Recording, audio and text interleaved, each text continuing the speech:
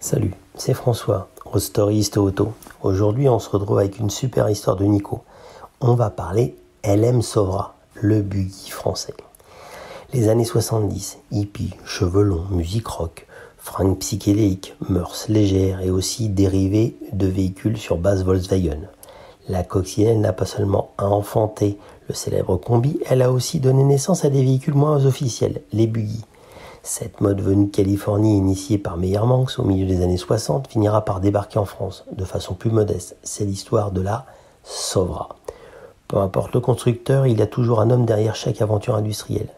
Michel Landon n'est pas né avec une ambition automobile. Après un apprentissage dans les règles de l'art, il commence à travailler chez René Monet.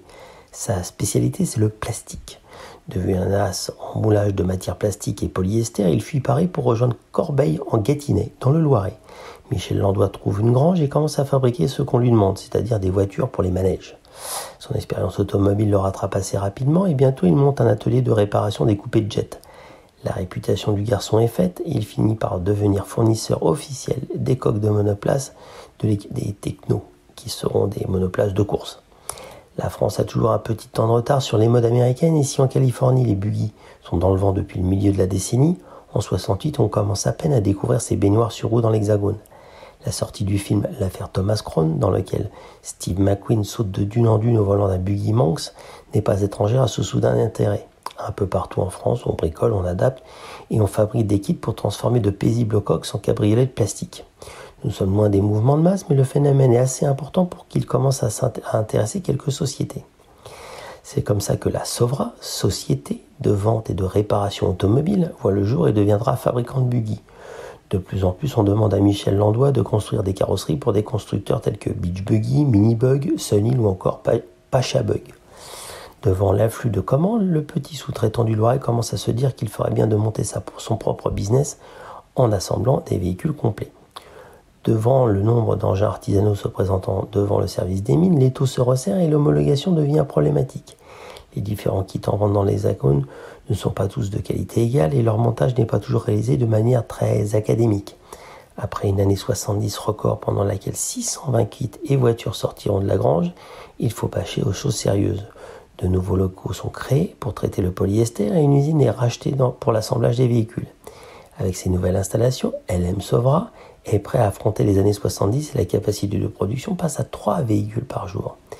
Mais le coup de génie de Michel Landois sera de faire homologuer ses kits auprès de l'UTAC. En sortant de l'artisanat pour rejoindre la petite série homologuée, Landois va s'assurer une rente pour des décennies. Face aux concurrents artisans proposant des kits incertains et pas forcément bien construits, LM Sovra va commercialiser un kit fabriqué en série et surtout homologué.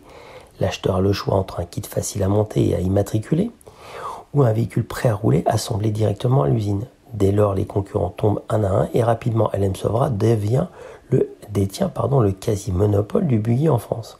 En 70, 2 variantes du LM1 sont proposées, soit le châssis de coccinelle d'origine, soit une version raccourcie de 40 cm de ce même châssis. Le prix de vente hors taxe de la coque s'élève alors à 1420 francs, tarif comprenant la carrosserie, le capot, le tableau de bord et son armature et le pare-brise. L'échange standard du châssis coûte 450 francs. Pour une voiture montée, on arrive à 6000 francs et pour bénéficier d'un véhicule prêt à rouler avec des sièges baquets, dessinés et fabriqués par Landois, et un roll-bar et une capote, on monte à 7500 francs. Ce qui équivaut à environ 7500 € de nos jours. C'est fort modeste. Devant le succès du LM1, au salon de Paris 70, on décide chez LM Sovra d'offrir un grand frère au petit buggy, le LM2, aux lignes futuristes, 13 années 70 et présenté en 72. Il restera au catalogue de longues années en parallèle du premier buggy. Rien ne semble pouvoir arrêter le fabricant de kits qui se sont poussés des ailes. L'objectif est de passer le cap en devenant un vrai constructeur automobile. Le LM3 est présenté au grand public en octobre 73 au salon de Paris. C'est un coupé 4 places, fabriqué avec une carrosserie en fibre de verre, ressemblant étrangement à la Lancia Donja HF. Chez LM Sovra, on n'a pas de pétrole ni d'argent, mais on a des idées. Pour réduire les coûts de développement, on réutilisera un maximum de pièces de grande série. Le tableau de bord est moulé sur celui de la Citroën GS, ainsi que les poignées de porte. Les panneaux, le pare-brise et quelques autres éléments sont empruntés au Renault 15 et 17, tandis que les différents optiques sont issus de la Simca 1100.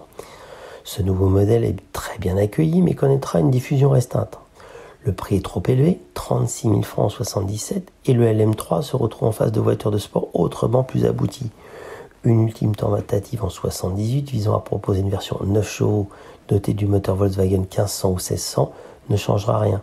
Le LM3 est un échec et l'Andois revient à ses premiers amours en se concentrant sur les kits. Seuls 15 LM3 assemblés seront commercialisés pour un total de 23 en comptabilisant des exemplaires vendus sous forme de kit car. Au début des années 80, les buggy commencent à être passés de mode et Michel Landois décide d'ajouter au catalogue des transformations des Renault 5 sous le nom de LM4 et des Peugeot 104 sous le nom de LM5 en cabriolet. A noter qu'un cabrio sur base de Renault 11 sera également produit à seulement quelques exemplaires. Après ces ultimes tentatives de diversification, LM Sauvera se concentre sur la fabrication de LM1 au rythme de quelques dizaines de kits par an. Rien ne semble devoir changer dans cette paisible usine du Loiret jusqu'à la reprise par l'expert comptable de la société. Celui-ci reprend le flambeau au milieu des années 90 avec des ambitions toutes neuves.